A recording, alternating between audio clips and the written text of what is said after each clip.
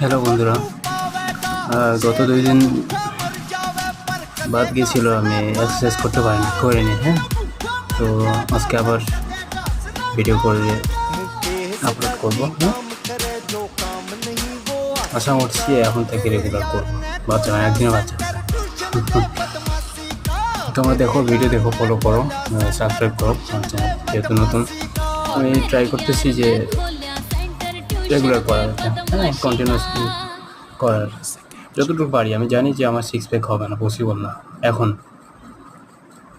তো আমি সেদিকে যাচ্ছিও না।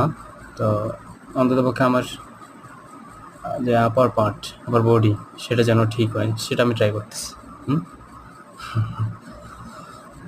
তোমরা ফলো করতে থাকো।